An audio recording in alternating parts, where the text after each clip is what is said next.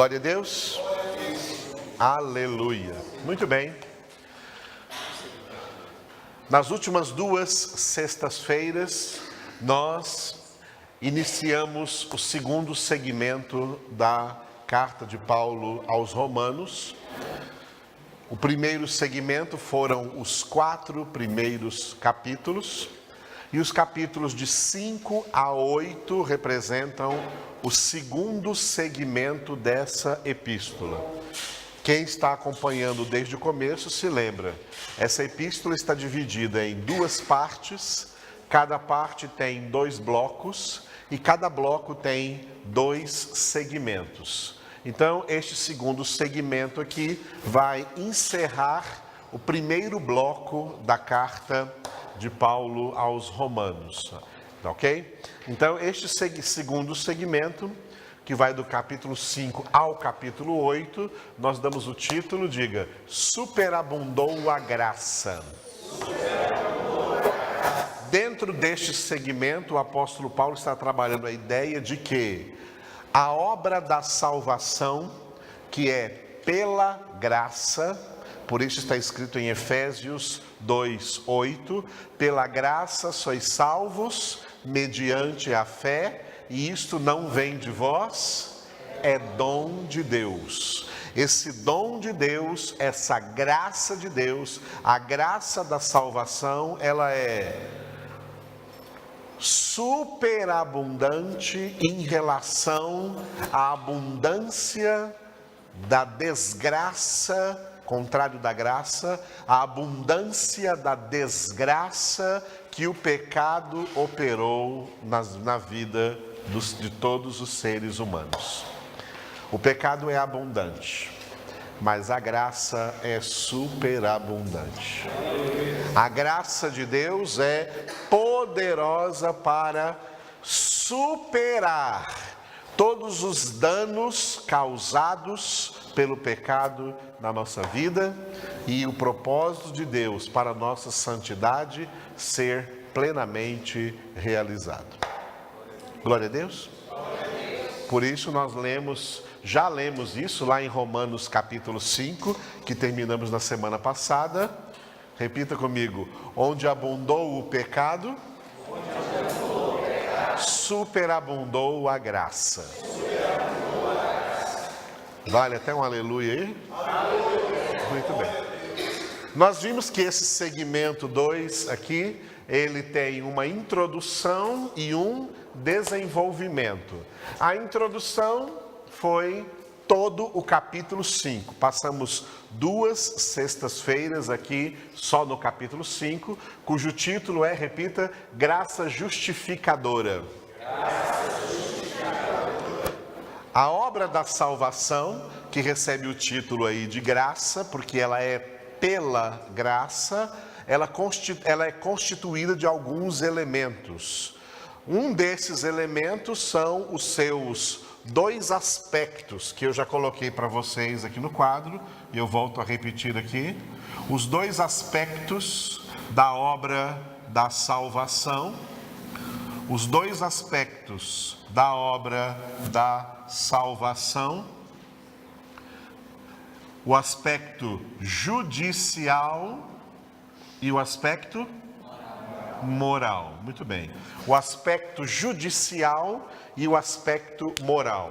O aspecto judicial foi realizado na obra da salvação plenamente pela morte do Senhor Jesus Cristo na cruz do Calvário. Ao morrer na cruz em nosso lugar, ele estava recebendo o castigo que nós merecemos pelo nosso pecado. Amém? Amém? Para que nós recebamos então o perdão de Deus e pelo perdão recebamos a justificação. Aleluia? Sejamos então justificados diante de Deus, ok? Lembrando que o perdão dos nossos pecados não é Deus fazendo vista grossa aos nossos pecados, não é Deus desconsiderando os nossos pecados. não existe pecado sem castigo. Todo pecado é castigado, ok? É bom aprender isso, anotar no seu caderno aí. Não existe pecado sem castigo. Todo pecado é castigado. No aspecto judicial da obra da nossa salvação, aconteceu aquilo que tem no hino da harpa cristã, né?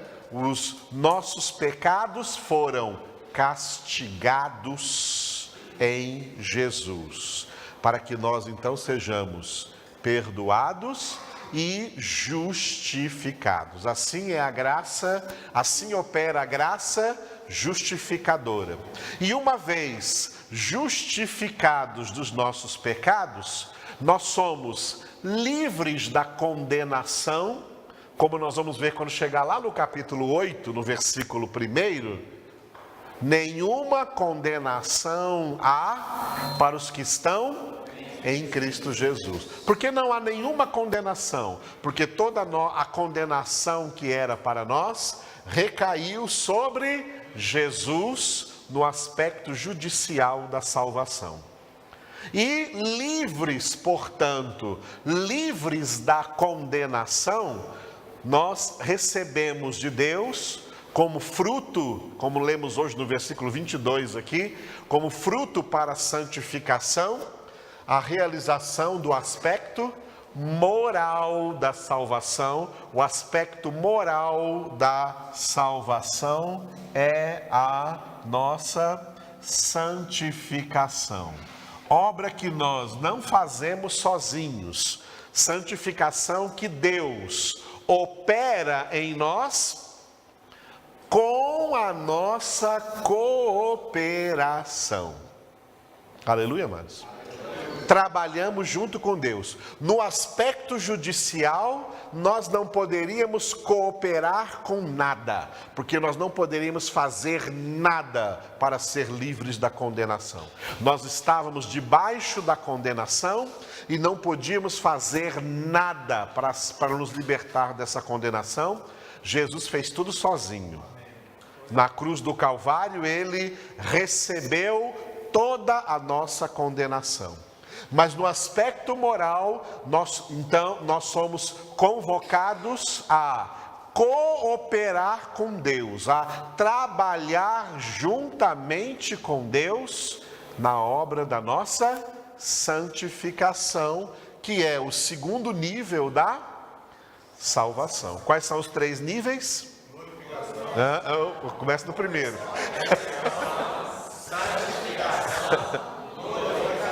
Vou começar do último para voltando. Então, conversão, santificação, glorificação. Fomos convertidos para ser santificados. E estamos sendo santificados para ser glorificados por ocasião da vinda de Jesus. Glória a Deus. Portanto, essa graça, ela é justificadora. Fomos justificados para ser então santificados. Nós vamos entrar hoje aqui nessa parte principal, essa parte maior do segundo segmento, que é o desenvolvimento. O desenvolvimento do segundo segmento, capítulos de 6 a 8, o título que nós demos aqui é, repita, Vencendo o Pecado. Esse título está todo incluído aqui, no aspecto moral da nossa salvação, que é a nossa santificação. Por quê? Uma vez que o Senhor tirou de nós a condenação, olha o que acontece. No aspecto judicial, Ele tirou de nós a condenação, mas não tirou de nós a velha natureza pecaminosa. É por isso que na nossa alma existem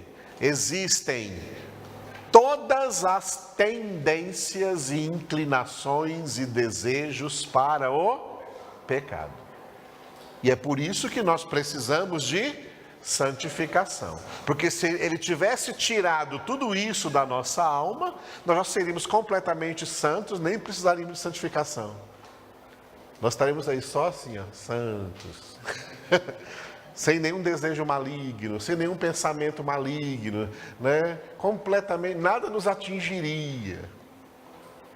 Mas não, a obra da salvação é essa, ele tirou a condenação, mas as nossas tendências para o pecado, as nossas inclinações para o pecado, continuam aí bem vivas na nossa alma, e é por isso que nós entramos agora numa luta contra o pecado. A nossa luta não é apenas fora de nós, nós temos lutas fora de nós, mas as piores lutas que nós enfrentamos são dentro de nós, tá? Dentro de nós, aqui na nossa alma, tá? A nossa alma, ela sofreu a corrupção do pecado e é difícil curar essa corrupção. A cura da corrupção da nossa alma é a santificação. É uma luta, tá? Uma luta contra o pecado. Por isso, em Hebreus capítulo 12, versículo 4, está escrito: na vossa luta contra o pecado, ainda não tendes resistido até ao sangue. Até ao sangue significa até a morte. Até a morte nós estamos numa luta interior. Uma luta interior que nós vamos ver Paulo falando sobre essa luta, especialmente nos capítulos 7 e no capítulo 8. No capítulo 7 ele vai dizer: eu quero fazer o bem, e de repente o que eu faço é o mal. Eu desejo o bem, mas de repente vem outra coisa em mim querendo o mal. É uma luta interior. Uma luta interior que Paulo definiu lá na epístola aos Gálatas, no capítulo 5, de o combate da carne contra o espírito e do espírito contra a carne, porque são contrários entre si, são antagônicos. A carne representa a natureza pecaminosa que ainda está na nossa alma. E o Espírito representa a nova natureza em Cristo que nós recebemos a partir da nossa conversão, quando o Espírito de Deus veio habitar em nossa vida. Então nós temos dentro de nós duas naturezas. Essa é a nossa diferença essa é a diferença entre os convertidos e os não convertidos. Todas as pessoas não convertidas, elas têm apenas uma natureza, a natureza adâmica, a natureza decaída, a natureza do pecado, e elas estão caminhando para a sua eterna condenação, porque nós lemos aqui hoje no versículo 23, o salário do pecado é a morte. É a morte e a condenação eterna. Essas pessoas, elas não têm o Espírito Santo. Como elas não têm o Espírito Santo, então elas não têm o convencimento do pecado. Elas até sentem que não têm pecado. Você deve ter experiência disso como eu tenho. Eu já preguei para muita gente aí que elas não se sentem pecadoras. Elas se sentem as melhores pessoas do mundo. Tem umas que até falam assim: se todo mundo fosse como eu, seria uma maravilha, porque eu sou uma pessoa maravilhosa, eu sou uma pessoa excelente, eu não tenho pecado, não tenho feito nada de errado. Por que eles sentem isso? Porque não têm o Espírito Santo. E estão nas trevas, não têm luz para enxergar a sua verdadeira situação pecaminosa. E estão aí no mundo, se divertindo, não tem nada demais. Eles são, o dicionário deles se chama o dicionário do não tem nada a ver. Tá tudo bem, nada tem nada a ver. Pode pular carnaval à vontade, pode prostituir à vontade, tudo isso é diversão, isso é vida, isso é viver. Estão no pecado e não enxergam que estão no pecado, tá? estão nas trevas, estão no pecado. Eles não enxergam porque eles só têm uma natureza. Então dentro deles não tem nenhuma guerra interior. Porque eles estão servindo a carne, fazendo a vontade da carne. O seu eu é o seu Deus. Eles servem a si próprios e servindo a si próprios, estão servindo ao diabo, estão servindo ao mundo, estão servindo ao pecado, estão servindo ao império das trevas onde eles estão. E por isso o apóstolo João escreveu em 1 João 5,19: sabemos que somos de Deus, mas o mundo inteiro jaz no maligno. Então, as pessoas não convertidas, elas só têm uma natureza. O que acontece no ato da conversão? No ato da nossa conversão, nós que também só tínhamos uma natureza, recebemos uma segunda natureza.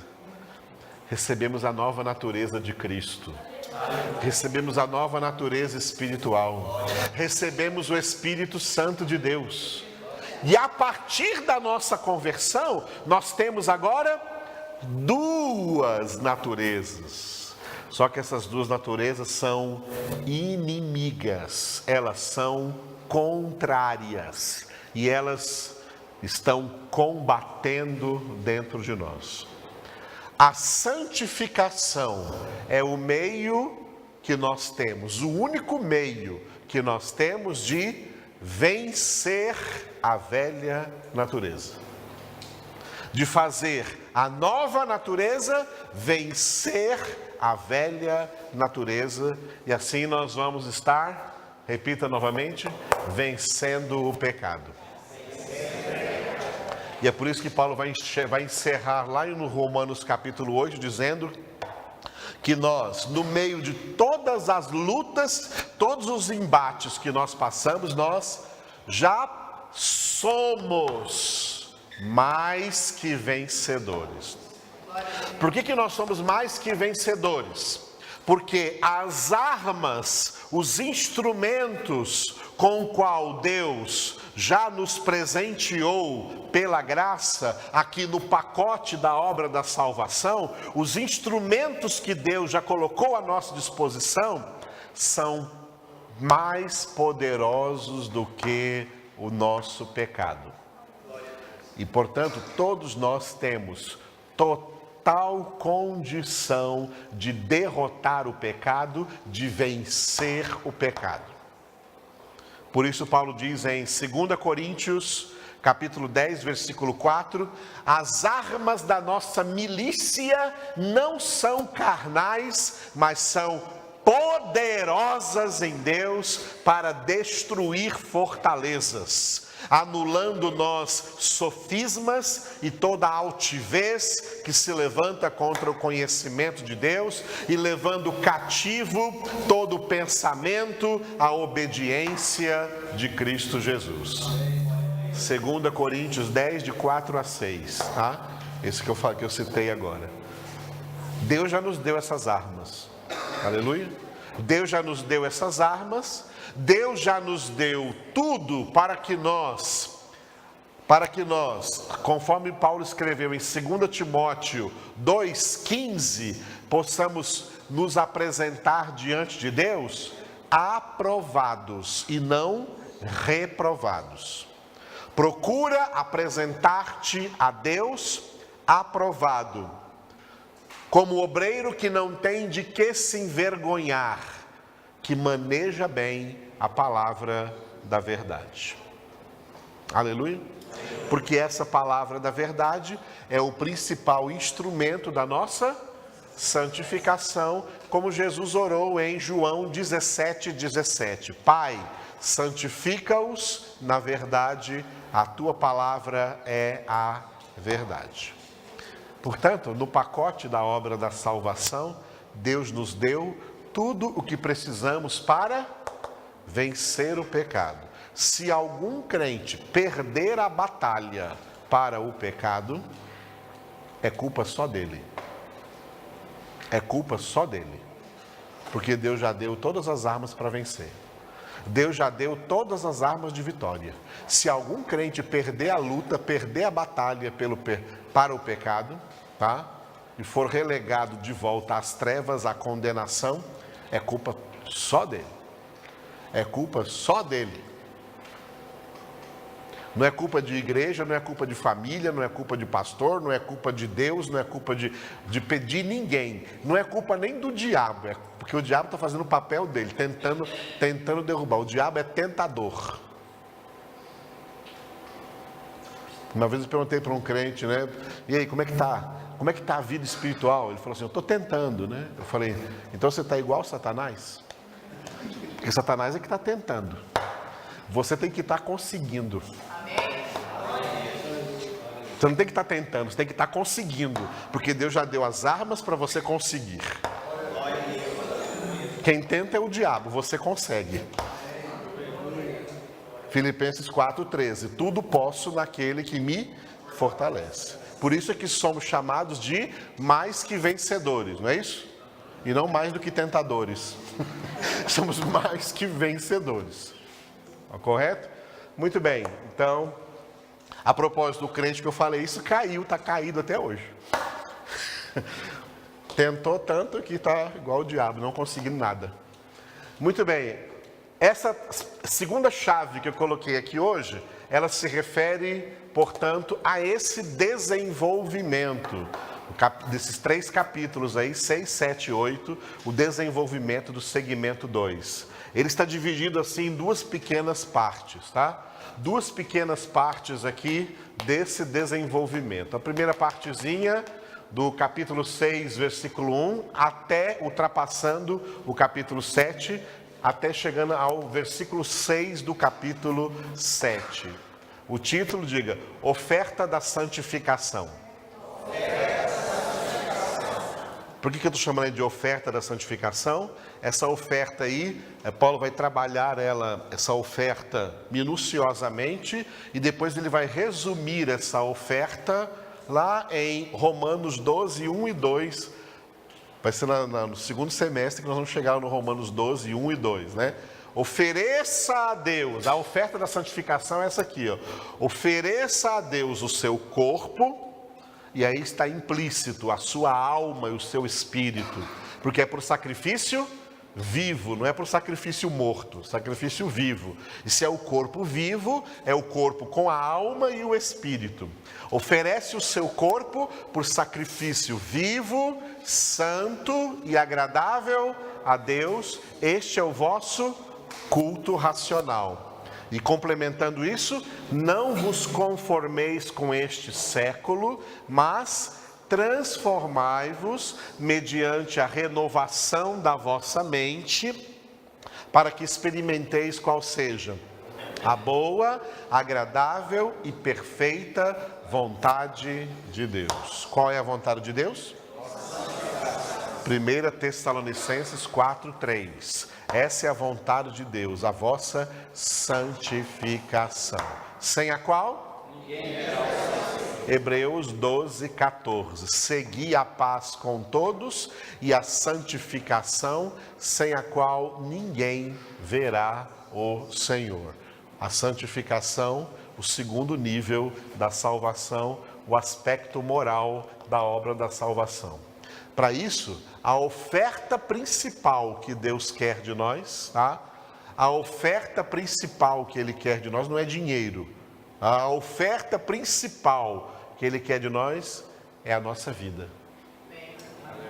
É a nossa vida. Que seja real essa oferta. Que seja verdadeira essa oferta. Para que você diga ao mundo, olha, mundo e príncipe desse mundo aí, e homens mundanos, eu não participo em nada com vocês porque eu sou de Deus. Eu sou uma oferta de Deus. Eu sou ofertado a Deus. Eu sou consagrado a Deus. A minha vida é para Deus. Em todos os sentidos. Glória a Deus. Então essa primeira parte que nós vamos entrar nela hoje, né?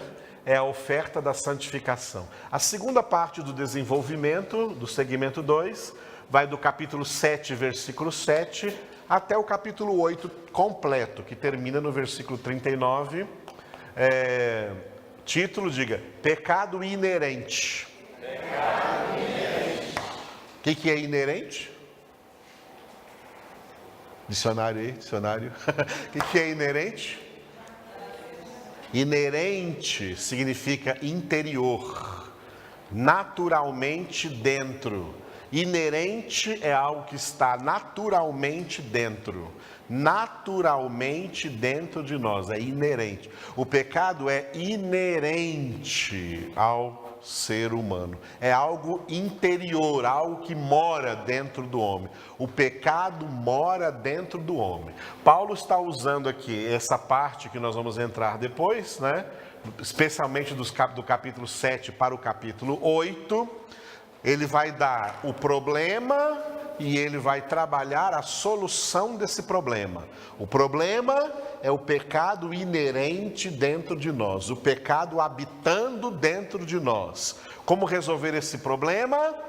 Pela obra do Espírito Santo dentro de nós e deixando-nos guiar pelo Espírito Santo dentro de nós, para vencer esse pecado no nosso interior. Glória a Deus. Foi isso que eu falei uma vez para uma senhora que falou assim, chegou para mim e falou: pastor, eu quero dizer para o senhor que eu estava orando, né? E Jesus me disse que tem pecado na igreja. E eu falei para ela assim: é verdade, mãe, tem mesmo. Tem pecado na senhora, tem pecado em mim, tem pecado em todo mundo aí na igreja. É por isso que todos nós precisamos de santificação, porque tem pecado inerente, pecado habitando em todos nós. É claro que eu dei uma tirada nela com isso, né? Porque o que ela queria dizer era outras coisas. Tem muita gente que vem com esse espírito de acusação aí, querendo se achar um profeta de Deus. Oh, tem pecado na igreja. Claro que tem. Claro que tem pecado na igreja. É por isso que a igreja está sendo santificada. Se não tivesse pecado na igreja, não necessitaria de santificação. A santificação é necessária exatamente porque tem pecado. E um dos pecados é esse espírito de acusação aí, que fica acusando os outros e não se enxerga. Não é o pecado do outro que pode te condenar, é o seu pecado. O pecado inerente aqui, ele é pessoal. Então você vê um irmão pecando e fica acusando o irmão, mas o pecado do irmão não é o que te condena, não. O que te condena é o seu pecado. E você tem que se santificar do seu pecado. Porque se o irmão se santificar do pecado dele, ele vai estar no céu. Agora, se você não se santificar do seu espírito de acusação, aí você vai para o inferno. Todos têm que se santificar. Isso é uma obra pessoal de todos nós e de cada um de nós. Aleluia? Está bem claro?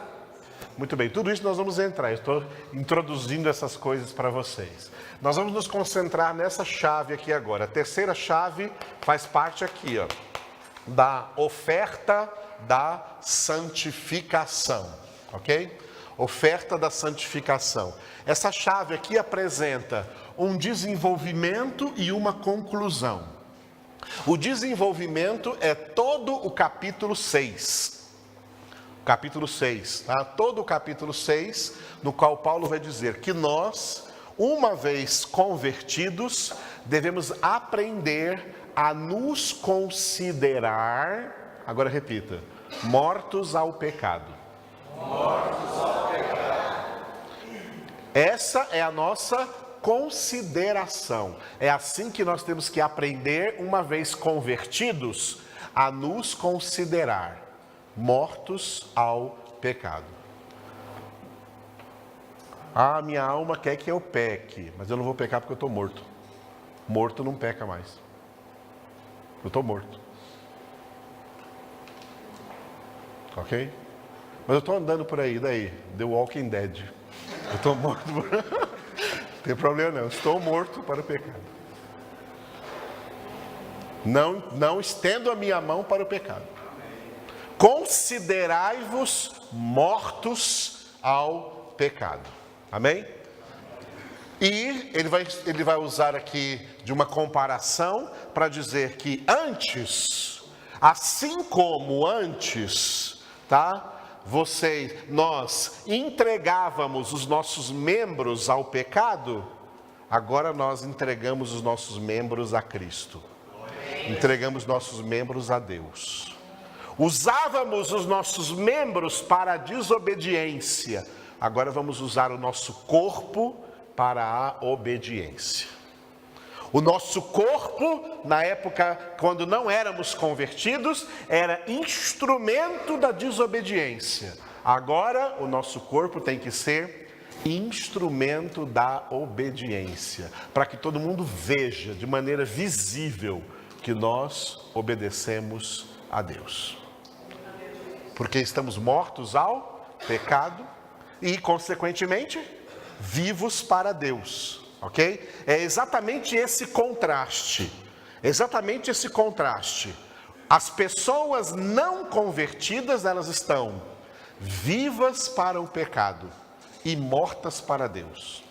Estão mortas em seus delitos e pecados. É assim que nós também estávamos. É assim que Paulo começa lá a epístola aos Efésios. Ele vos deu vida, estando vós mortos nos vossos delitos e pecados que cometestes outrora.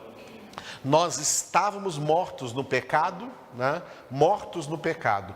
As pessoas que estão mortas no pecado, não ao pecado, as que estão mortas no pecado, elas estão então, né, vivas para o mundo e mortas para Deus. Uma vez convertidos, nós passamos a estar mortos para o mundo e, portanto, mortos ao pecado. Não mais mortos no pecado, mortos ao pecado, mortos para o pecado e vivos para Deus. Paulo fala dessa morte também ao pecado, lá em Colossenses capítulo 3, versículos de 1 a 4. Anota aí, Colossenses 3, de 1 a 4.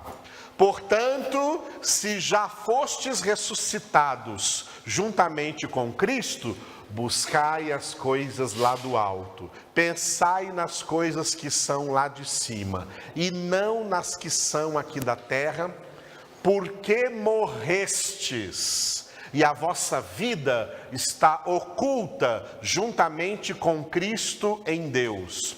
Quando Cristo, que é a vossa vida, se manifestar, então também vós sereis manifestados com Ele em glória.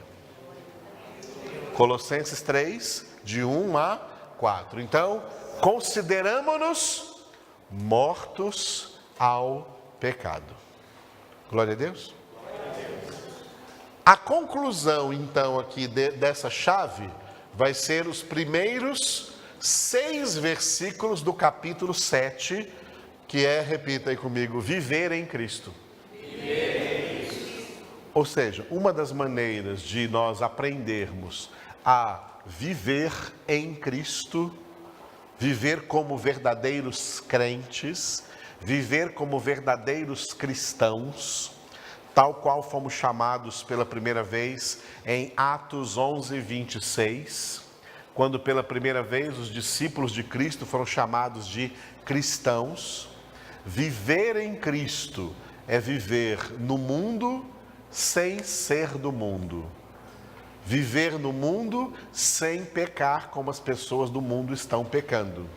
Viver no mundo se santificando. Viver no mundo considerando-nos mortos ao pecado. Ok? Muito bem.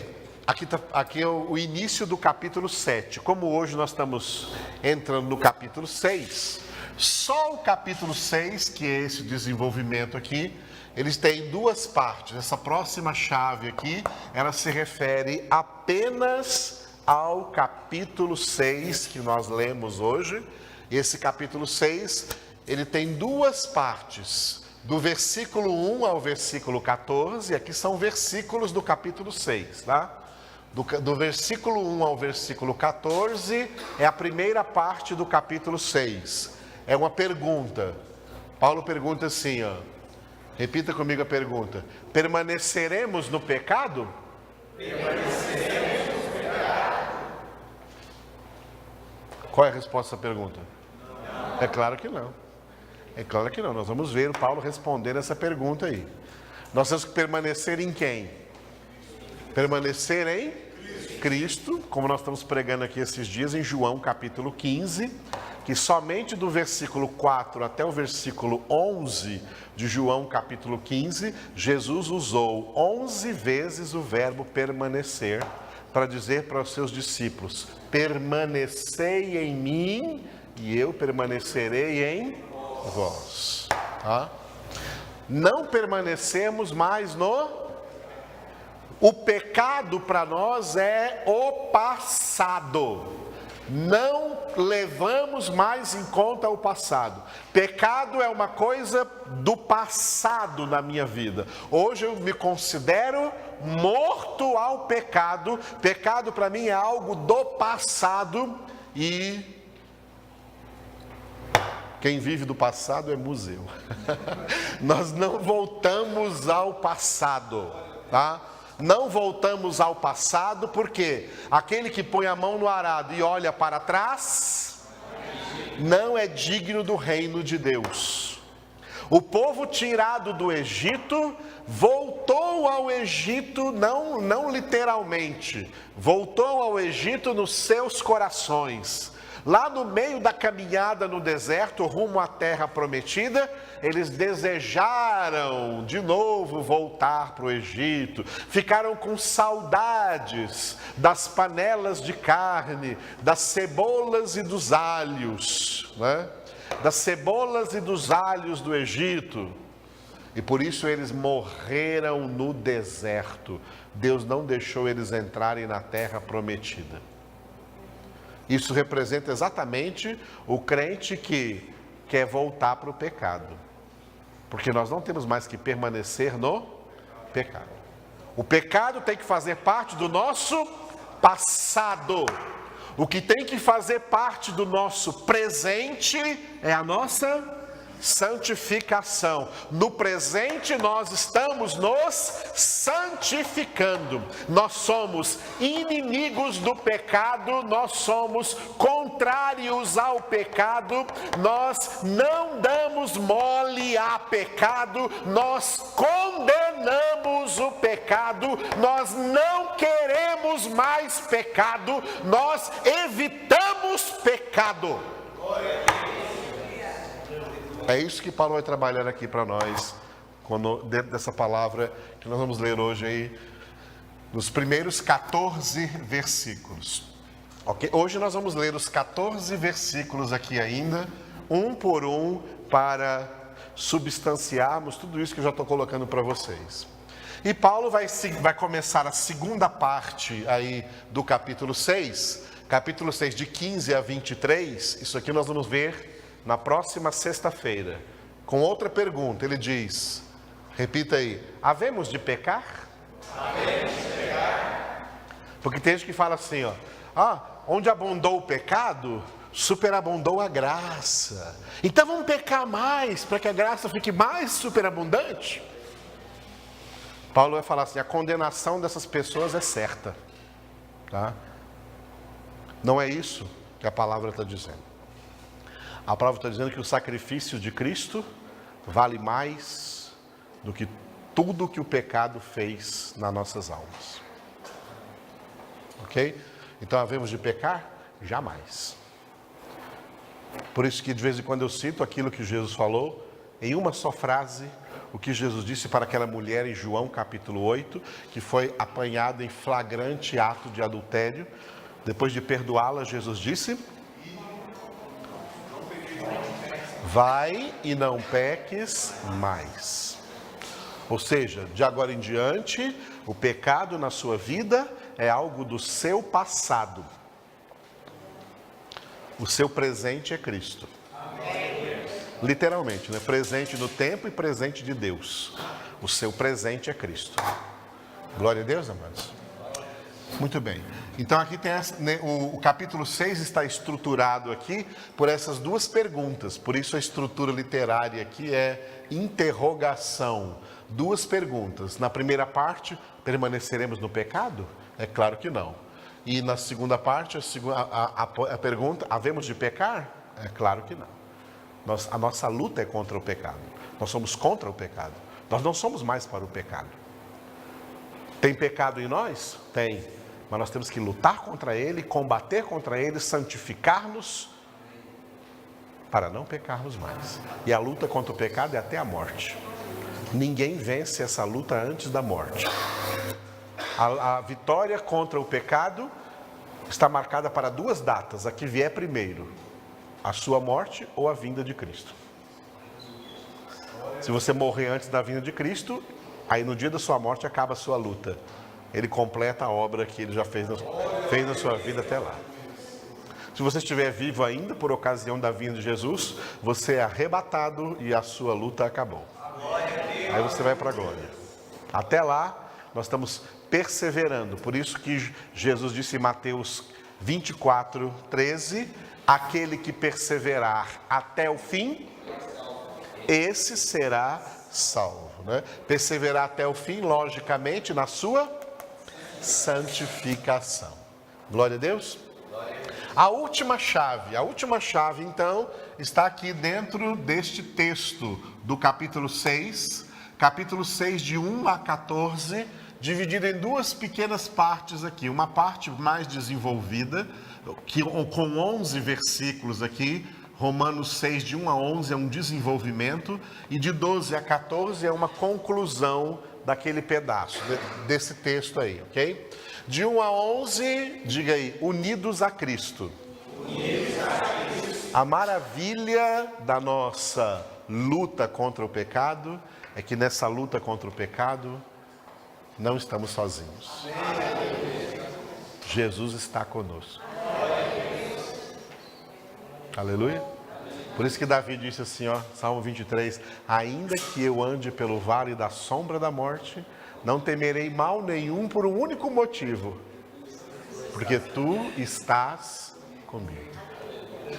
E termina o evangelho de Mateus dizendo, Mateus 28, 20, eis que estou convosco todos os dias, até a consumação do século. 28, 20. Ele está aqui agora. E mais do que estar aqui conosco, Ele está misteriosamente em nós. A obra da salvação opera em nós o maior milagre. Coloca a nossa alma unida a Cristo. Estamos unidos a Cristo. A luta contra o pecado é uma luta com uma união entre nós e Cristo. Nós sozinhos não venceríamos, mas unidos a Cristo, aleluia! Unidos a Cristo, temos garantia de vitória. Aleluia! E no versículo, concluindo essa primeira parte do capítulo 6, de 12 a 14, portanto, por essa causa, já que nós estamos unidos a Cristo, aqui tem uma causação, movimento de causa para efeito, por esta causa, já que estamos unidos a Cristo, então, diga, não reine o pecado. Não reine o pecado. Não permitimos mais que o pecado reine na nossa vida, porque quem reina na nossa vida é Jesus. Ele é o Rei dos Reis e Senhor dos Senhores.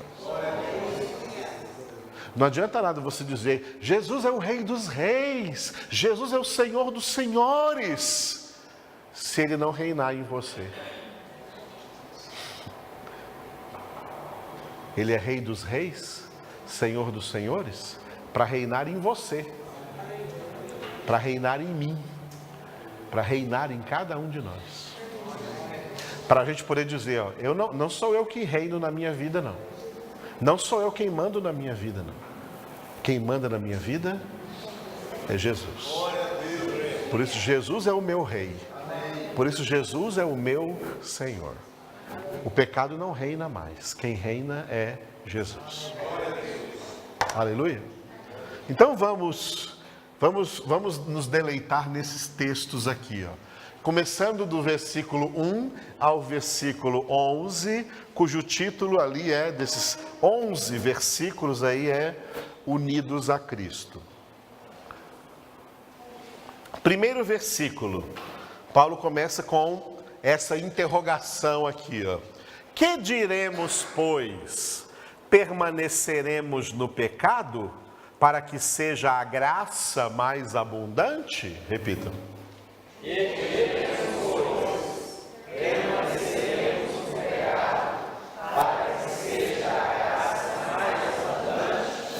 Ele mesmo já responde categoricamente no versículo 2 e faz uma nova pergunta: de modo nenhum.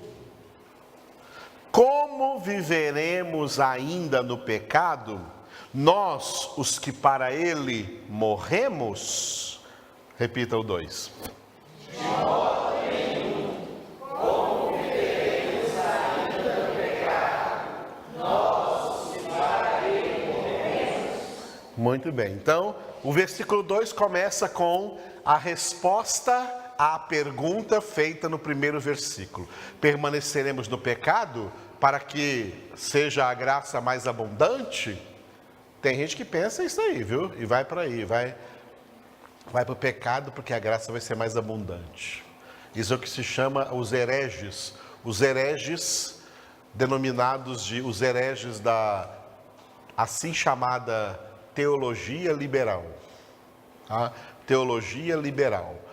Os hereges da teologia liberal, que por serem amantes do mundo, amantes das coisas do mundo, querem justificar as suas práticas mundanas e para dizer que eles podem continuar nessas práticas, que mesmo assim eles terão salvação.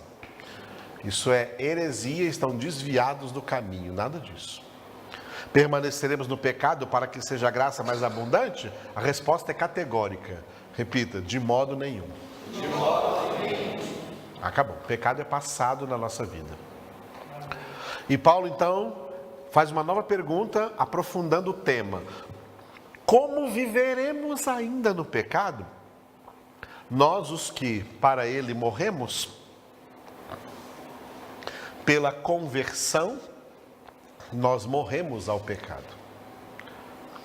Ou então Jesus, quando veio nos converter, ele teria que dizer assim: olha, eu vou converter você hoje, tá? Mas pode continuar no seu pecado, não tem problema não. Tá? Eu te amo do mesmo jeito, a minha graça vai ficar abundante. Pode continuar, não tem problema não. Está correto isso? Não. De jeito nenhum. A conversão representa dar as costas ao pecado definitivamente. A conversão significa que nós agora somos, nós que éramos amigos do pecado, que gostávamos do pecado, que amávamos o pecado, que acariciávamos o pecado, que defendíamos o pecado, que queríamos por tudo justificar os nossos pecados, para continuar pecando, achando que pecar é liberdade, eu sou livre para fazer o que eu quiser. Uma vez convertidos, nós passamos a ser inimigos do pecado. Uma vez convertidos, nós passamos a ter nojo do pecado. Uma vez convertidos, nós temos verdadeiro asco ao pecado. Uma vez convertidos, nós temos agora repulsa ao pecado. Uma vez convertidos, nos consideramos mortos ao pecado.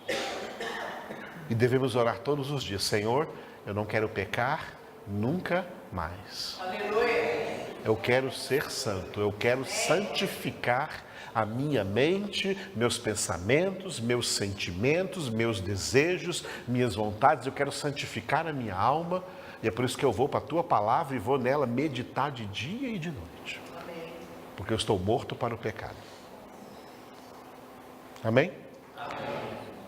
Versículo 3. Ou, porventura, ignorais que todos nós que fomos batizados em Cristo Jesus, fomos batizados na sua morte? Repita. Ou, porventura, ignorais que todos nós que fomos batizados em Cristo Jesus, fomos batizados na sua morte? Então você percebeu que nesses 3 versículos, esses primeiros 3 versículos, Paulo está aí com uma repetição de interrogação. 3 perguntas. Permanecermos no pecado para que seja graça mais abundante? Resposta, não.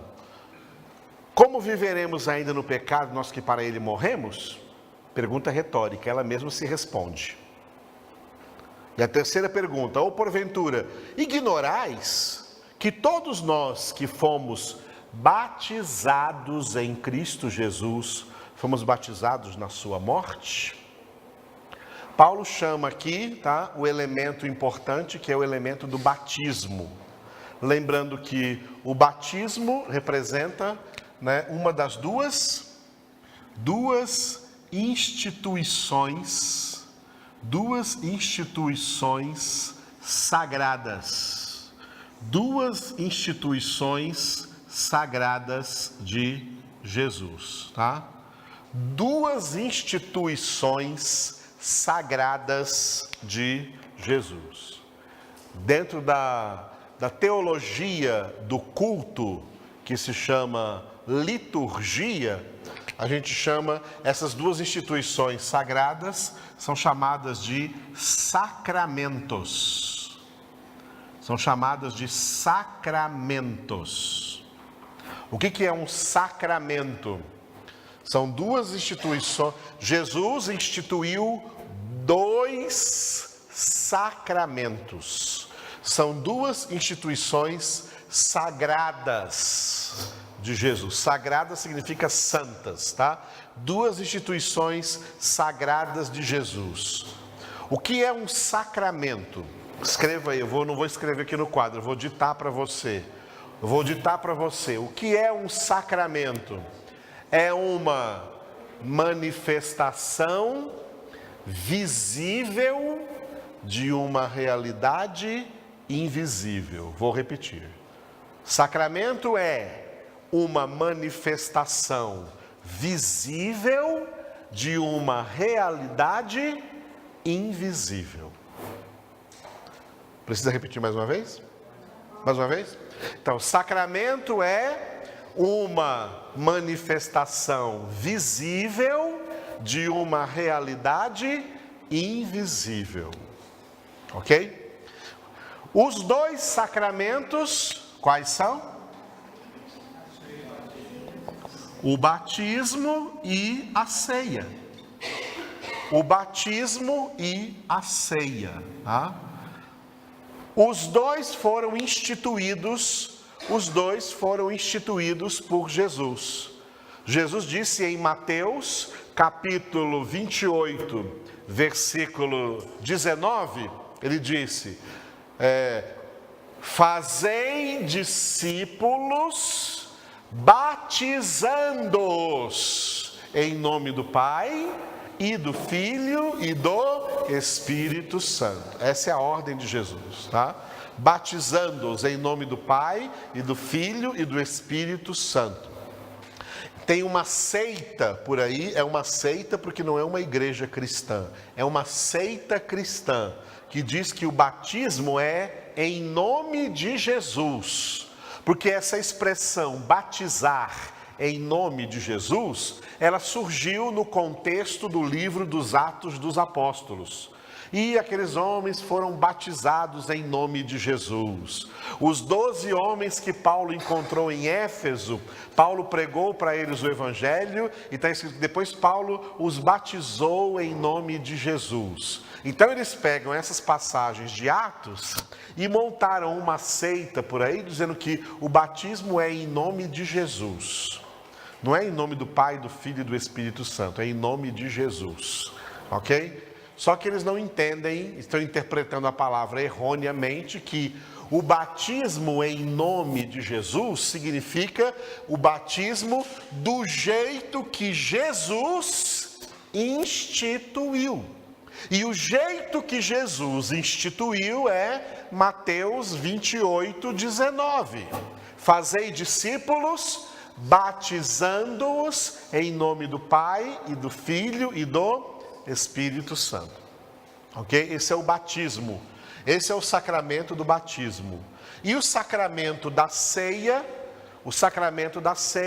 que a gente celebra geralmente nas igrejas, geralmente todas as igrejas concordam com isso, em celebrar a ceia uma vez por mês, a celebração visível ali, onde na mesa serão distribuídos o pão, e a gente usa suco de uva, para não usar vinho, por causa dos alcoólatras, usa suco de uva, né, que é fruto da vide do mesmo jeito, para que simbolizar aquilo que Jesus diz: isto é o meu corpo, isto é o meu sangue. Ok? Essas duas instituições são dois sacramentos, são duas manifestações visíveis, porque você vê, todo mundo vê a pessoa ali sendo batizada, e todo mundo vê os elementos da ceia, e todo mundo comendo os elementos da ceia. Mas esses elementos visíveis, eles representam uma realidade invisível. A realidade invisível com relação ao batismo é que essa pessoa está sendo batizada porque, de maneira invisível, lá dentro dela, ela já foi lavada pela palavra de Deus. A água batismal, a água lá do batismo, seja no rio, seja na piscina, ou seja que água que for, ou seja que quantidade de água que for, irmãos, batismo por imersão, batismo por aspersão, qual que é certo, qual que é errado, não tem nenhuma diferença entre eles. Pode ser por imersão, pode ser por aspersão, não importa a quantidade de água, tá? Tem gente que fala assim, não, tem que ser em água corrente para levar os pecados. Que foi isso? Quem levou nossos pecados é Jesus, irmãos. É o sangue de Jesus, não é a água lá na água do batismo, não. Pode ser pode ser no mar, pode ser no rio, pode ser no riacho, pode ser na banheira, ou pode ser num copo d'água. Outro dia eu batizei um casal de velhinhos já, e batizei eles na casa deles com um copinho de água, né? Derramei o copinho de água na cabeça deles. Eles não tinham mais idade para descer eles lá no rio, numa piscina. Ok? A quantidade de água, o lugar que está essa água, não tem a menor importância. O que é importante é o verdadeiro significado invisível aos olhos dos homens. E o significado invisível aos olhos dos homens é que essa pessoa está sendo batizada porque ela já foi lavada pela palavra de Deus. Anote aí João 15:3. João 15:3, onde Jesus disse assim: vós estáis limpos pela palavra que eu vos tenho falado. A palavra de Deus, o batismo, aliás, a palavra batismo, amados, não é uma palavra portuguesa. A palavra batismo é uma palavra grega. Traduzindo para o português, é a palavra banho. Você tomou banho hoje? Espero que sim, né? Glória a Deus. Batismo é banho. Batismo é uma palavra grega, totalmente grega. Traduzida para o português, é banho. Jesus está usando duas coisas do nosso dia a dia: o banho e a comida. A ceia representa a comida, a ceia representa o alimento. Todo dia você toma banho e todo dia se alimenta? Espero que sim, né? Todo dia você toma banho e todo dia você se alimenta. A palavra de Deus faz essas duas coisas. A palavra de Deus dá um banho nas nossas almas todos os dias. Assim como você toma banho todos os dias para lavar o corpo, tem que tomar banho todos os dias para lavar a alma, e o banho de todos os dias é meditar na palavra de Deus. Assim como você alimenta o corpo todos os dias, Jesus disse assim, ó, não só de pão viverá o homem, mas de toda palavra que procede da boca de Deus. Como o seu corpo precisa do alimento diário, material, a sua alma precisa do alimento diário da palavra. E esse alimento diário foi representado pela ceia. Então Jesus, como verdadeiro mestre, usou de maneira didática esses dois elementos do dia a dia para simbolizar de maneira visível o que a palavra de Deus faz em nós de maneira invisível. Todo dia você toma banho, todo dia você come. Todo dia sua alma tem que tomar banho da palavra e todo dia sua alma tem que se alimentar da palavra. Por isso Jesus diz, eu sou o pão da vida. A minha carne é verdadeira comida, o meu sangue é verdadeira bebida. Quem come a minha carne e bebe o meu sangue tem a vida eterna e eu ressuscitarei no último dia. Aleluia. Paulo aqui não cita a ceia, mas ele cita o batismo. Ele diz nessa pergunta no versículo 3, ou porventura ignorais que todos nós que fomos batizados em Cristo. Quando ele fala que nós somos batizados em Cristo, apesar de ele estar usando a palavra batizar, ele não está se referindo diretamente ao ato visível do batismo, mas ao ato invisível de termos sido batizados, banhados, lavados pela palavra de Deus, porque a palavra de Deus é Cristo. Jesus é a palavra de Deus, viva e eficaz. Jesus é o verbo de Deus. Então, nós que fomos batizados em Cristo Jesus, fomos batizados na sua morte. Ele coloca aqui só a morte, tá? Mas nós somos batizados na sua morte, fomos batizados na sua ressurreição. Agora falta só ser batizados na sua glorificação. Quando formos glorificados, seremos batizados na sua glorificação. Fomos batizados na morte de Jesus, e Paulo só usa aqui a morte, porque a morte significa morte para o pecado. Fomos batizados na sua ressurreição, ele vai vir para cá, para a gente viver em Cristo. E vivendo em Cristo, seremos batizados na glória, na glorificação. Aqui Paulo cita só a morte, porque ele está trabalhando a questão de vencer o pecado. Então ele diz, fomos batizados na sua morte. Todo aquele que é batizado em Cristo é batizado na sua morte e é batizado na sua ressurreição. O batismo torna válido para nós a morte de Cristo, a morte, os méritos da morte de Cristo e os méritos da ressurreição de Cristo. Pela morte de Cristo, morremos ao pecado. Pela ressurreição de Cristo, vivemos uma vida nova em Cristo, esperando a glorificação. Jesus já foi glorificado e virá para nos glorificar. Aí no dia da glorificação, nós todos juntos, não separados, cada um de nós foi batizado em um dia, na morte e na ressurreição de Cristo. Mas todos nós seremos batizados no mesmo dia, na glorificação, quando Jesus voltar. Não é maravilhoso? Então, versículo 4. Fomos, pois, sepultados com ele na morte pelo batismo, para que, como Cristo foi ressuscitado dentre os mortos pela glória do Pai, assim também andemos nós em novidade de vida. Repitam. Fomos, pois, sepultados com ele na morte pelo batismo, para que, como Cristo foi ressuscitado dentre os mortos pela glória do Pai, assim também andemos nós em novidade de vida. Perceberam como ele completou agora aqui? Falou de morte, da morte de Cristo e da ressurreição de Cristo. Fomos sepultados com Ele na morte, pelo batismo. Ao ser lavados, portanto, pela palavra de Deus, ao ser convertidos, ao ser alcançados pela graça, nós morremos com Cristo na cruz do Calvário.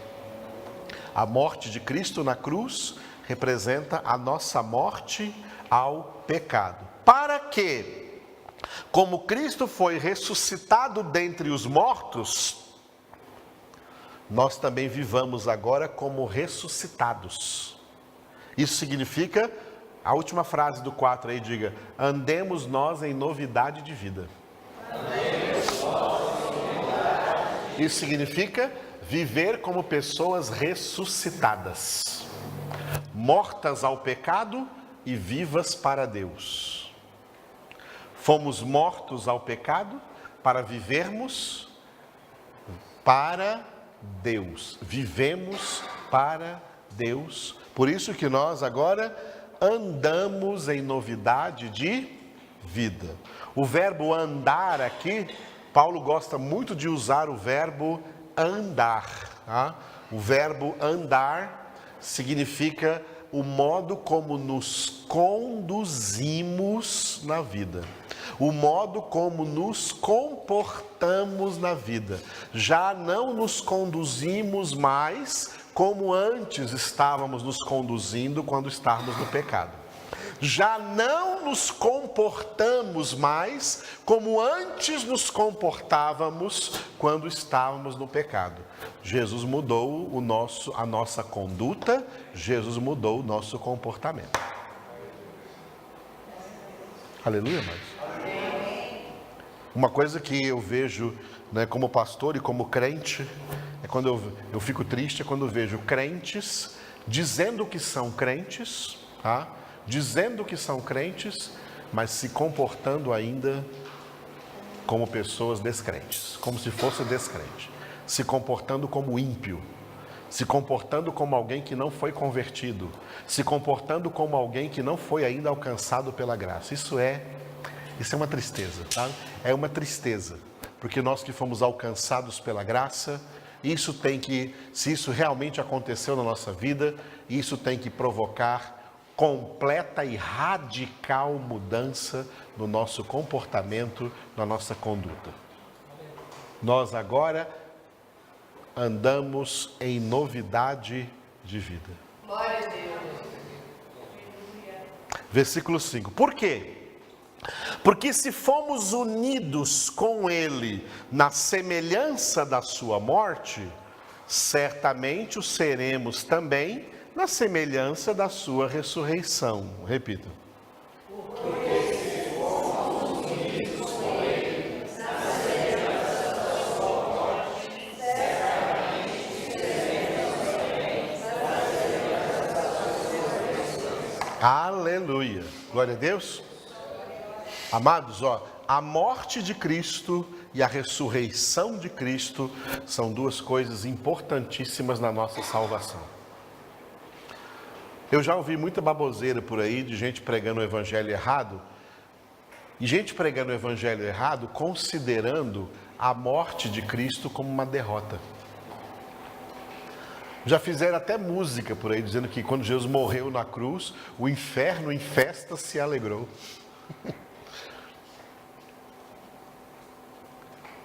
Tem gente pregando por aí que na morte de Jesus na cruz, a morte de Jesus na cruz foi uma vitória do diabo. Isso é heresia, isso é mentira. A morte de Jesus na cruz foi a derrota de Satanás.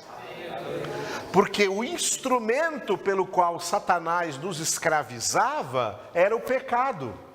E na morte de Jesus na cruz, o diabo perde esse instrumento, não pode mais nos escravizar com o pecado, porque nós também morremos ao pecado juntamente com Cristo.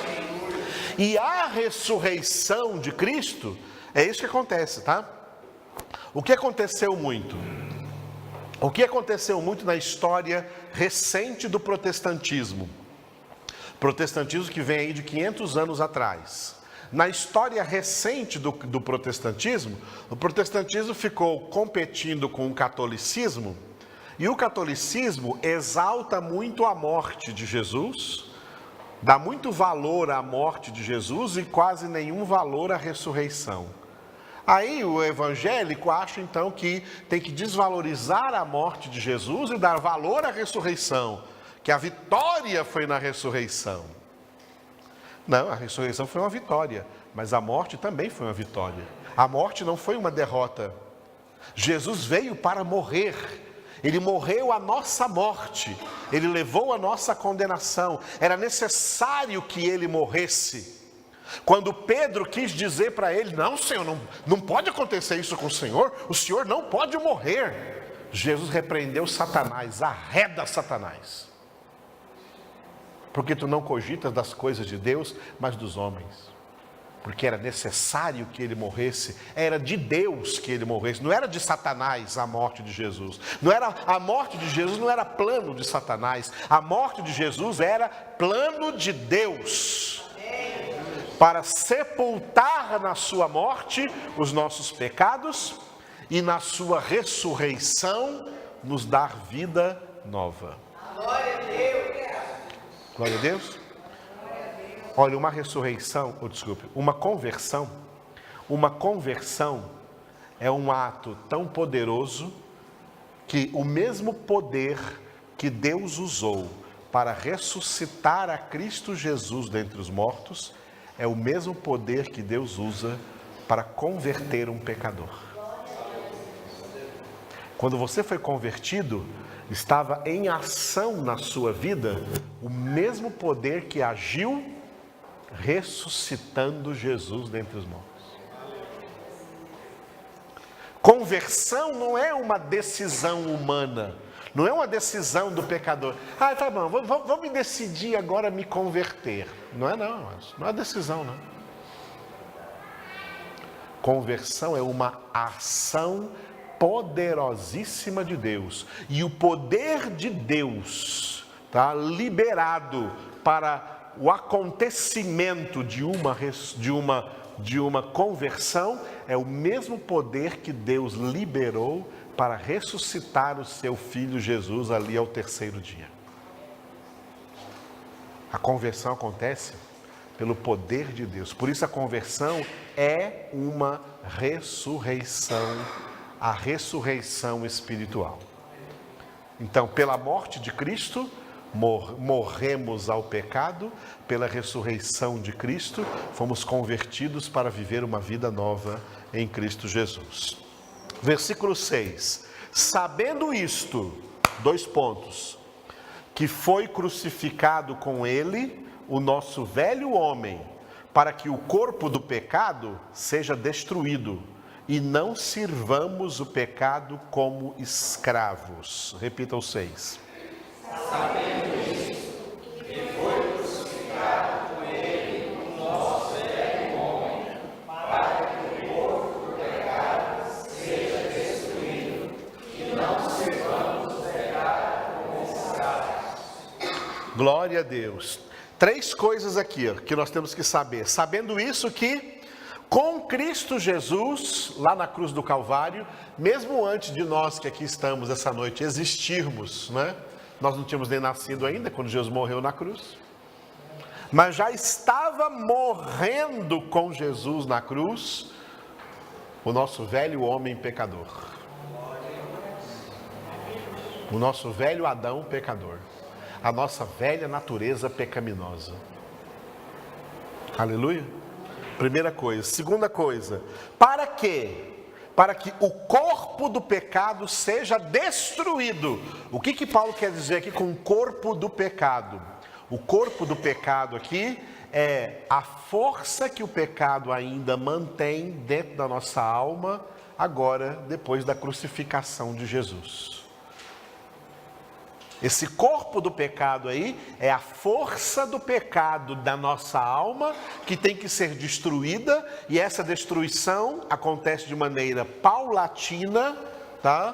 Por meio da santificação. Por meio da santificação nós estamos destruindo o corpo do pecado.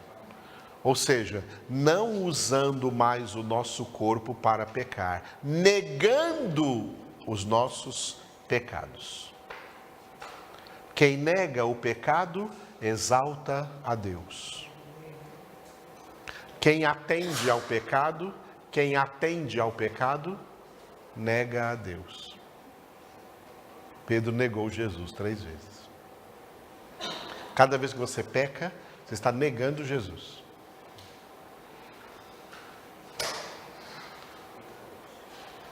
Nós temos que negar o pecado. E não a Deus. Para destruir o pecado dentro de nós, ele só vai ser destruído com a nossa morte definitivamente.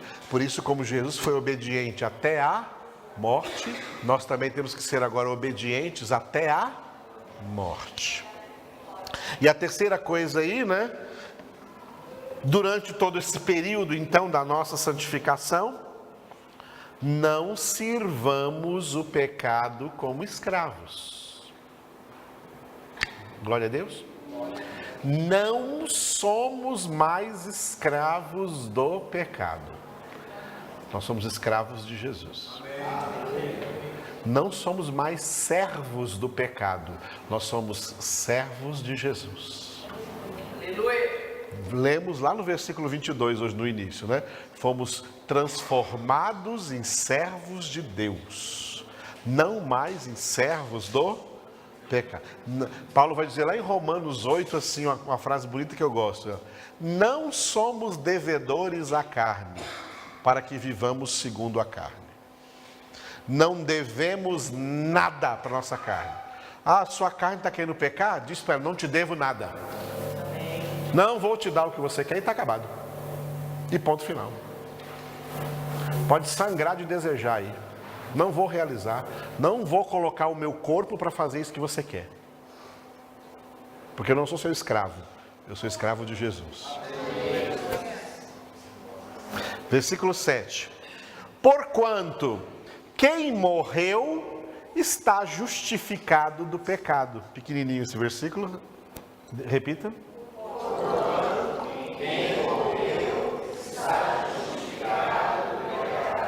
Morrer na morte de Cristo, nós morremos ao pecado e por isso estamos justificados pelo aquilo que eu falei antes, pelo aspecto judicial da obra da salvação. Jesus tirou de mim essa condenação. Você quer a condenação de volta? Você quer de volta a condenação? Está com saudade do tempo que a condenação pesava sobre você? Então o que você quer com o pecado? É essa atmosfera que o texto está nos dando aqui, tá? Quem morreu está justificado do pecado, vivendo agora só para se santificar. Versículo 8. Ora, se já morremos com Cristo, cremos que também com Ele viveremos. Repita. Ora, já morremos com Cristo, cremos que também com Ele viveremos. Neste versículo, Paulo coloca um verbo no passado e um verbo no futuro. Tá?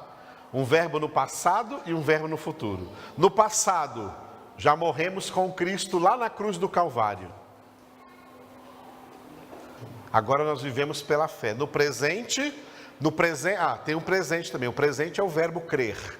Cremos. O verbo morrer está no passado, o verbo crer está no presente e o verbo viver está no futuro. Prestou atenção no tempo desses 3 verbos? Morremos no passado, lá na morte de Cristo. Hoje, cremos, somos crentes, vivemos pela fé e a nossa fé que também, no futuro agora, viveremos com Ele na glória. Viveremos com Ele na glória. Ok? Então hoje nós cremos. Por isso, 9. Sabedores de que, havendo Cristo ressuscitado dentre os mortos, já não morre.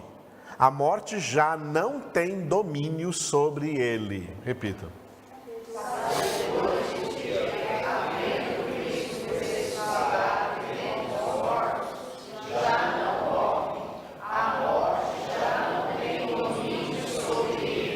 Paulo está falando isso aqui a título de comparação. Como Cristo já não morre mais, a morte não tem mais domínio sobre ele, da mesma forma, nós temos que viver de tal maneira que o pecado não tenha mais domínio sobre nós. Nós é que tenhamos domínio sobre ele. Aleluia? Foi o que Deus havia dito para Caim lá em Gênesis capítulo 4. Olha, o teu pecado jaz à tua porta e o teu dever é dominar sobre ele. Voltando para a mulher que diz que tem pecado na igreja, né? Homem de Deus não é homem que não tem pecado, a não ser Jesus. Todos os outros têm pecado. Homem de Deus não é o que não tem pecado. Homem de Deus é o que domina sobre o seu pecado. E não permite que o seu pecado domine sobre ele. Como Jesus agora domina sobre a morte. Jesus venceu a morte e ele não morre mais. A morte não tem mais domínio sobre ele. Assim, em Cristo, fomos mortos ao pecado e ganhamos uma vida nova para que o pecado não tenha mais domínio sobre nós. 10. Pois, quanto a ter morrido de uma vez para sempre, morreu para o pecado. Mas quanto a viver, vive para Deus. Repita.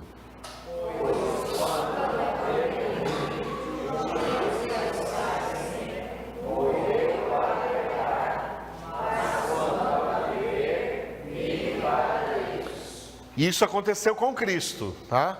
Isso aconteceu com Cristo e também agora espiritualmente é o que acontece conosco. Em Cristo Jesus morremos para o pecado, para agora vivermos para Deus. Amados, é tão difícil de entender isso aqui, que agora a nossa vida tem que ser uma vida de total dedicação ao nosso Deus. É difícil entender isso? Qual é a sua profissão? Você tem que exercer a sua profissão, vai lá exercer a sua profissão, dedicando tudo que você faz na sua profissão para Deus. Você não tem profissão ainda, está se preparando para ter uma, está estudando? Então o seu estudo é dedicado a Deus, tem que ser dedicado a Deus. Seus relacionamentos têm que ser dedicados a Deus. Então eu não quero nem saber de relacionamento com gente que não tem Deus. Gente que não tem Deus, eu prego para eles. Se o Senhor os converter, eles serão de Deus, como eu sou. Se o Senhor não os converter, eu não tenho relacionamento com eles. Eu não me sento na roda deles. Porque minha vida é dedicada a Deus. A minha vida é dedicada a Deus. Eu me lembro anos atrás, né, depois da minha conversão, que alguns ex-amigos do mundo vieram perguntar: por que você não anda mais com a gente? Eu falei: eu não ando mais com vocês porque agora eu ando com Cristo. E vocês nunca andaram com Cristo? Quando eu andava com vocês, a gente não andava com Cristo. Agora eu ando com Cristo. Agora a minha vida é dedicada a Deus. E pregava para eles, né? Para eles também serem, mas nenhum deles converteu, não. A vida nossa agora não é mais dedicada ao mundo. A nossa vida agora é dedicada a Deus. Tá? Dedicada a Deus. Quanto a viver, vive para Deus. Aleluia. Chegando no versículo 11, que é no versículo 11, terminando ali o unidos a Cristo, né? Assim também vós, ou seja, assim como esses versículos últimos aí falaram de Cristo, assim também vós considerai-vos mortos para o pecado, mas vivos para Deus em Cristo Jesus. Repitam.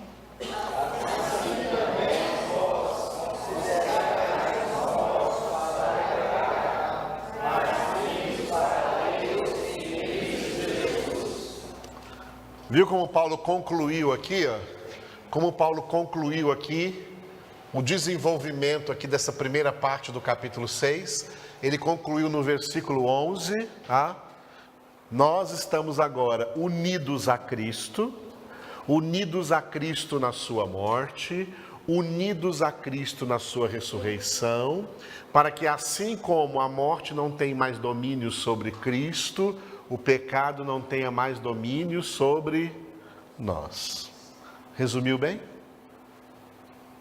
Portanto, hoje qual é a nossa consideração? Como consideramos a nós mesmos? Mortos ao pecado. Mortos ao pecado. Tá? Estamos mortos ao pecado. Aí vem agora a conclusão.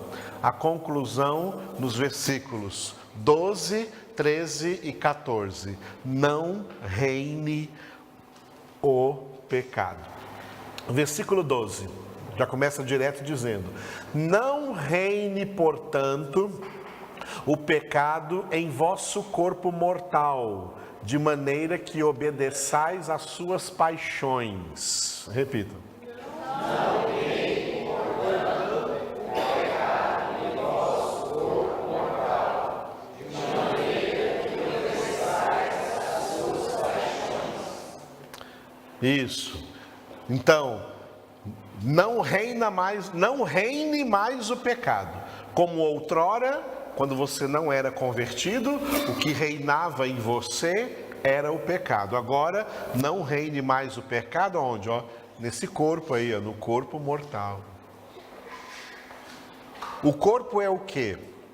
O corpo é a sede da alma, né? O corpo é a sede da alma. A alma é invisível, mas mora numa sede visível, que é o corpo. A alma é intangível, não dá para tocar na alma, mas ela vive numa sede tangível, que é o corpo.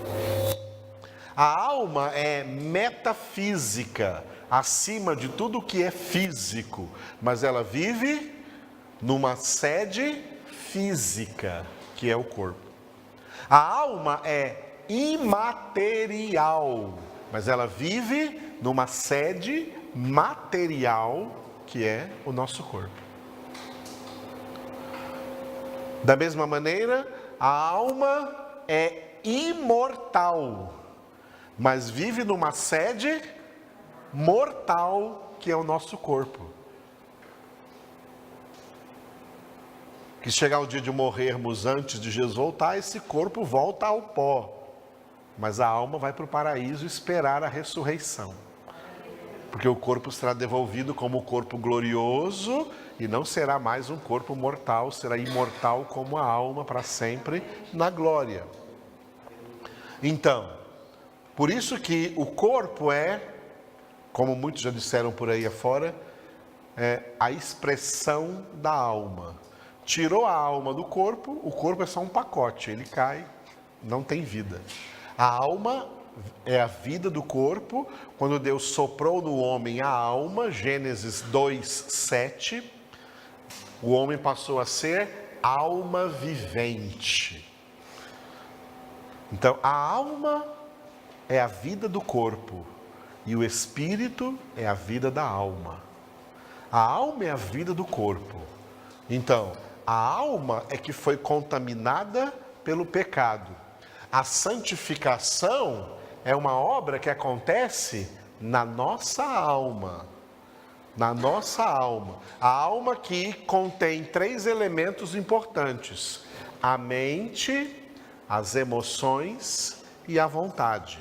A principal é a mente, porque se a mente for transformada, ela transforma as emoções e transforma a vontade.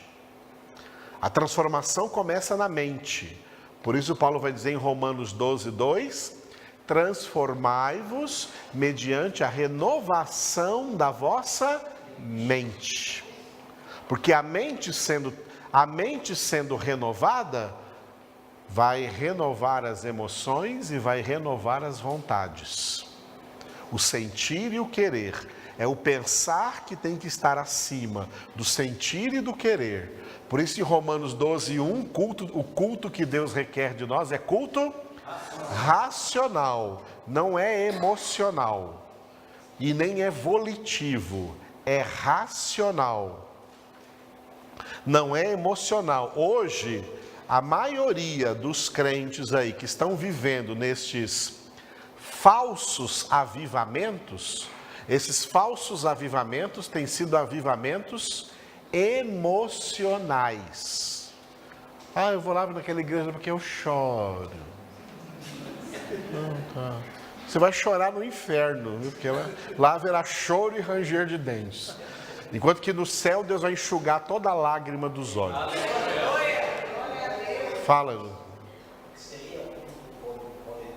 Volitivo, é assim, né? Hoje nós vamos nos reunir, mas eu não estou com vontade. Volitivo é da vontade. Eu não venho cultuar a Deus porque eu estou com vontade. Hoje eu vou porque eu estou com vontade. O dia que eu não tiver vontade, eu não vou. Tá? Não. Hoje eu não estou com vontade de ir à congregação. Não estou com vontade de ir ao culto hoje. Tá? Não estou com vontade. Mas quem manda em mim não é a minha vontade. Quem manda em mim é Jesus. Isso eu sei aqui na minha cabeça, na minha razão, e pelo que eu sei na minha cabeça, mesmo que eu não queira, eu vou, porque essa é a vontade de Deus. E eu vejo muito crente que fica aí, tá, servindo a sua vontade. E só vai para o culto quando ele está com vontade, Jacinto. Esse é o culto volitivo. Quando a pessoa só faz aquilo que ela quer. Quando ela não quer, ela não faz. É um hipócrita. Tá? Jesus, quando não queria morrer na cruz, ele disse: afasta de mim esse cálice, contudo, não faça, Pai, o que eu quero, faça o que tu queres. Quem quer morrer? Claro que não, o homem não é um ser para a morte, é um ser para a vida. Mas Jesus tinha que enfrentar a morte e não pôde escapar dela. Teve que se sujeitar, mesmo não querendo, tá? Mesmo não querendo, foi como ovelha muda nas mãos dos tosquiadores, como diz em Isaías 53. Então, o que é o culto emocional? É o que estamos vendo hoje aí. As pessoas só querem ir para o culto onde elas vão sentir, né? Sentir o quê? Mexer com as emoções dela. Aí ficam uns chorando, ficam uns grunhindo, ficam uns fazendo sons que não sei o quê, uns colados na parede, outros caindo no chão, e aquela coisa toda. É um som do riso, um som do choro, um som do crocodilo, um som da tartaruga. Fica inventando essas porcariadas que tem por aí, que não tem na Bíblia, que Jesus não ensinou, que não faz parte. Não faz parte das coisas do Espírito Santo de Deus. E essas igrejas não têm palavra, não têm conhecimento, porque o que eles chamam de unção é emoção. Tá? É se emocionar. Tá? É se emocionar. É o avivamento do Roberto Carlos. São tantas as emoções. Eles só querem emoções. Eles querem só se emocionar. Oh, cambada de gente emocionada. Vai ser emocionada lá no lago de fogo e de enxofre. Ou o culto volitivo. O culto volitivo é aquele: eu só faço o que eu quero. Se eu sentir vontade, eu vou. Se eu não sentir vontade, eu não vou. Porque é a minha vontade que manda. Aí esse cara um dia está com a vontade, então ele vem no culto assim todo alegre, porque ele está com vontade aquele dia. No outro dia já não vai. Eu não estou com vontade. Ele é submisso à sua vontade. Submisso à carne e não submisso a Deus. A razão é que tem que mandar. A minha carne não quer, eu não estou sentindo, mas eu vou obedecer porque eu sei na minha cabeça aqui que eu tenho que obedecer. Esse é o culto que Deus quer, o culto racional. Todo dia está com vontade de trabalhar? Não. Mas você vai por quê? Porque a sua razão fala para você: se eu não for, eu não ganho dinheiro, eu preciso do dinheiro. Aí você vai. Você espanta o sono da cara, você come, toma um banho, escova os dentes, levanta, vence a preguiça e vai. Porque você tem interesses racionais funcionando. Mas para Deus não é verdade, irmãos? Para Deus você não tem esse mesmo interesse. É porque ninguém pode ter dois senhores, não poder servir a Deus e ao dinheiro. O dinheiro você serve muito bem, e a Deus.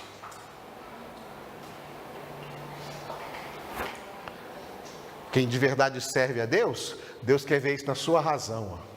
Mesmo que a minha alma não queira, mesmo que a minha carne não queira, mesmo que eu não esteja me sentindo, eu vou obedecer, porque essa é a vontade de Deus. Eu sei disso aqui na minha cabeça e pela minha razão eu vou fazer isso. Sou eu que mando na minha alma, não é a minha alma que manda em mim.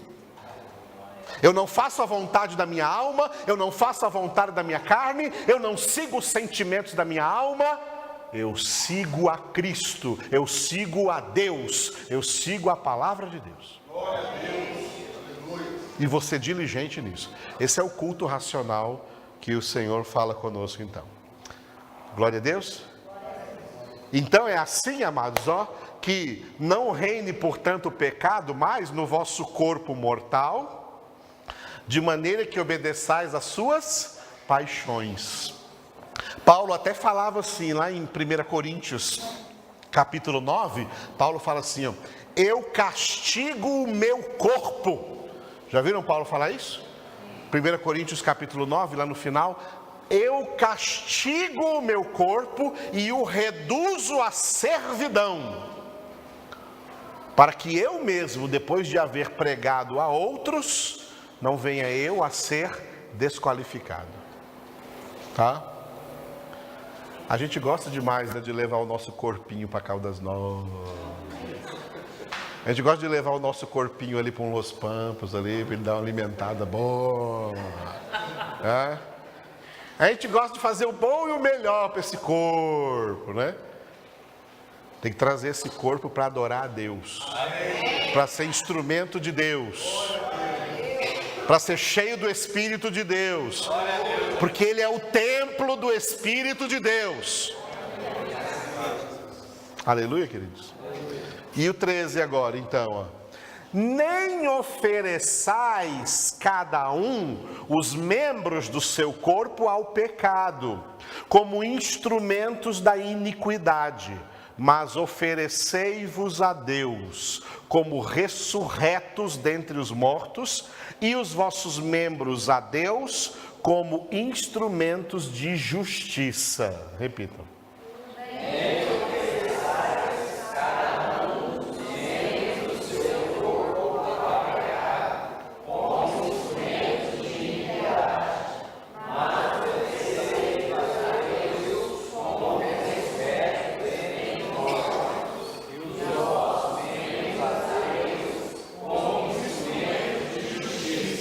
Está vendo aqui o que a gente tem que fazer com o corpo? O que temos que fazer com o corpo? Não ofereçais cada um de nós, cada um de nós, os membros do seu corpo ao pecado, como instrumentos da iniquidade. Quando estávamos no pecado, o nosso corpo os membros do nosso corpo eram instrumentos da iniquidade. Agora isso mudou, por isso esse versículo traz um contraste. Oferecei-vos a Deus. Esse é o nosso culto racional.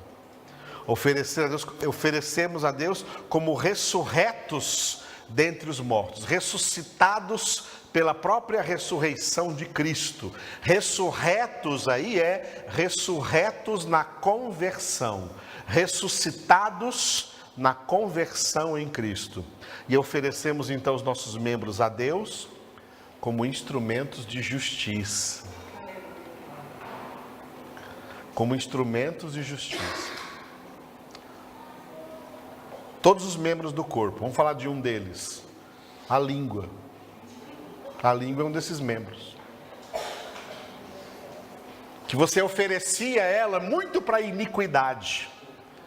Você oferecia ela para calúnia, oferecia ela para fofoca, oferecia ela para mentira, oferecia ela para falar das coisas do mundo.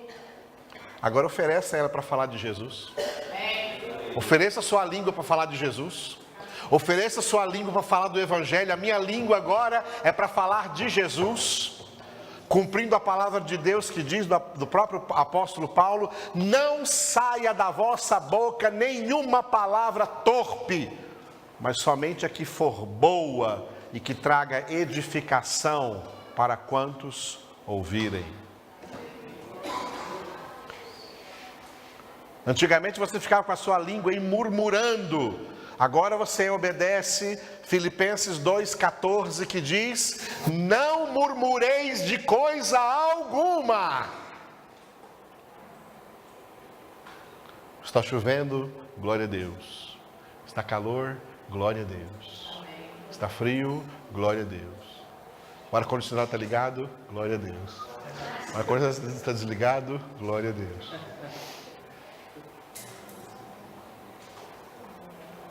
O mato está grande, glória a Deus. Cortaram o mato, glória a Deus. Em tudo dai graças. Não ficar aí cheio de reclamação, cheio de murmuração, mas em tudo dai graças, porque essa é a vontade de Deus para convosco em Cristo Jesus. Isso é 1 Tessalonicenses 5,19. Em tudo dai graças. A nossa língua não é mais para murmurar, não é mais para reclamar, não é mais para xingar, não é mais para blasfemar. A nossa língua é para justiça, porque é um membro importante do corpo. E em Tiago, você sabe muito bem o que Tiago fala sobre a língua. Então, santifique a sua língua, santifique todo o seu corpo, santifique todos os membros do seu corpo. E terminando então no versículo 14, aqui, chegando no final aqui da primeira parte do capítulo 6, versículo 14. Porque o pecado não terá domínio sobre vós, pois não estáis debaixo da lei, e sim da graça. Repitam.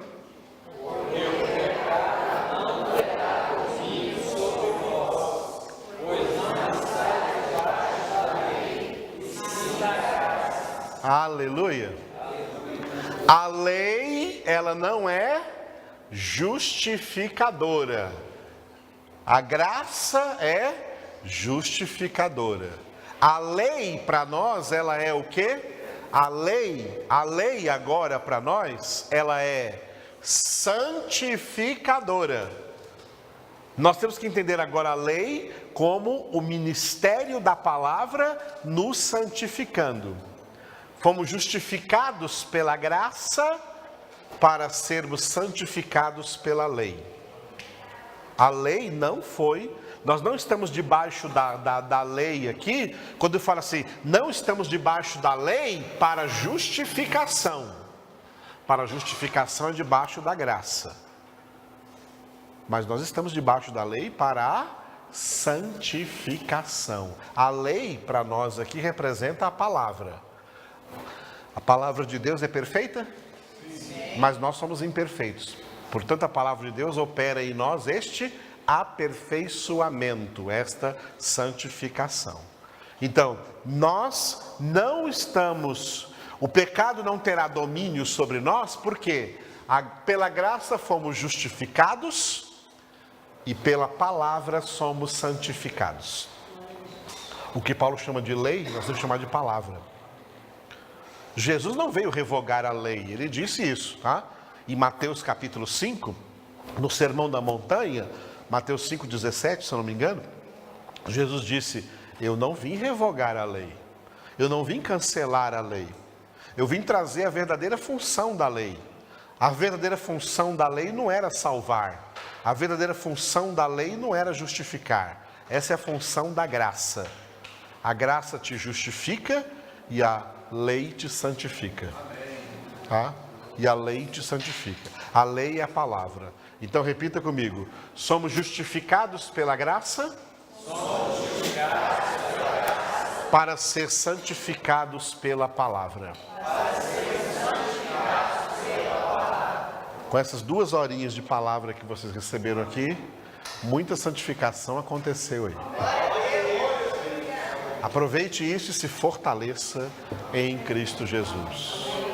Aleluia. Na semana que vem vamos pegar aqui, ó. Havemos de pecar? Claro que não, tá? Então, leiam em casa o capítulo 6, leia toda a carta aos Romanos. Durante todo esse curso, vai lendo a carta toda aos Romanos. É uma carta. Leia uma carta. Wilson. Só esse finalzinho? Só esse finalzinho que eu falei agora? Isso? Então, pela graça fomos justificados e pela palavra somos santificados. Ok?